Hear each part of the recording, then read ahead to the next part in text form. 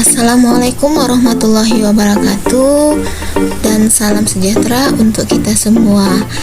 Kembali lagi dalam mata pelajaran PKWU di kelas 10 Budidaya Tanaman Pangan.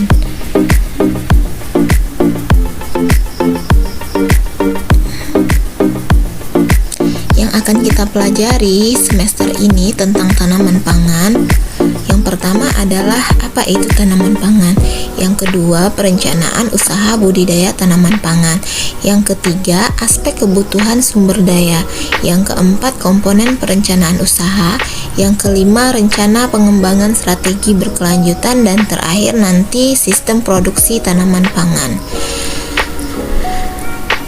Tujuan pembelajaran kita di sini adalah mengidentifikasi budidaya tanaman pangan sesuai dengan jenis yang ada di daerah masing-masing, memahami perencanaan usaha budidaya tanaman pangan.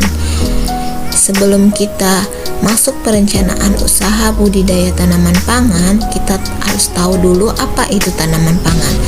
Tanaman pangan adalah semua jenis sumber daya hayati yang dibudidayakan manusia untuk memenuhi kebutuhan pangan.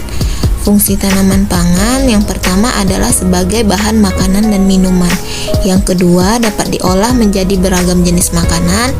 Tanaman pangan juga mengandung zat-zat yang diperlukan oleh tubuh seperti karbohidrat, protein, vitamin, dan mineral.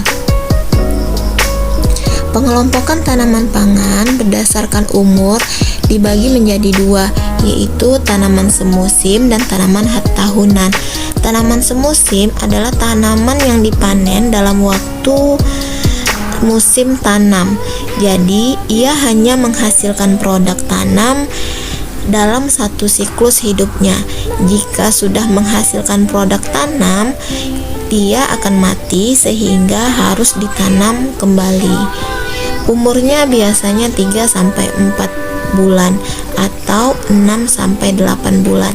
Contohnya adalah jagung dan padi. Setelah panen, ia tidak dapat dipanen lagi sehingga harus ditanam ulang. Tanaman tahunan, tanaman yang terus tumbuh setelah berproduksi. Setelah dipanen, ia dapat dipanen lagi. Contohnya adalah cabai. Pengelompokan lainnya itu tanaman pangan dibagi menjadi serelia, kacang-kacangan, umbi-umbian, buah, dan sayur. Serelia adalah sekelompok tumbuhan yang ditanam untuk dimanfaatkan bijinya sebagai sumber karbohidrat. Contohnya adalah jagung dan padi. Yang kedua, tanaman pangan dibagi menjadi kacang-kacangan, yaitu sekelompok tumbuhan yang ditanam untuk dimanfaatkan bijinya sebagai sumber protein dan lemak. Contohnya kacang tanah, kacang polong, dan kacang hijau.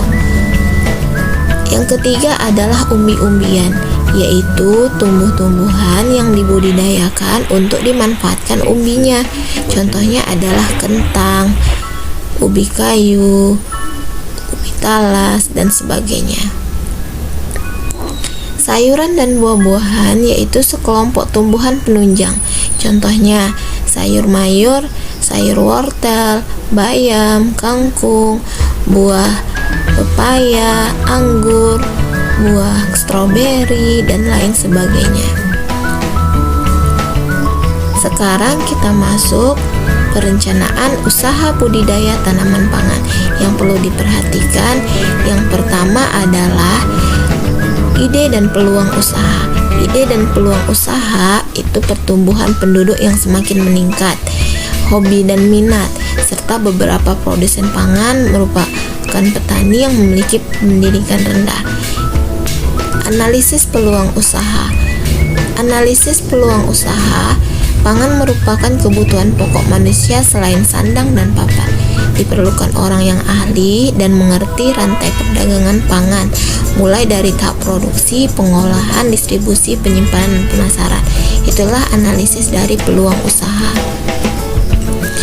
Yang ketiga adalah sumber daya yang dibutuhkan, meliputi sumber daya manusia, lahan dan media, modal, bibit yang unggul, alat pertanian, dan manajemen.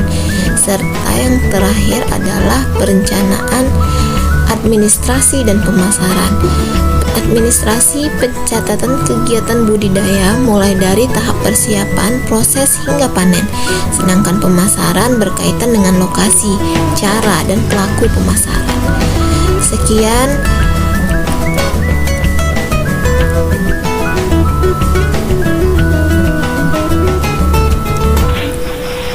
Sekian, terima kasih, salam sehat dan salam semangat untuk kita semua. Assalamualaikum warahmatullahi wabarakatuh.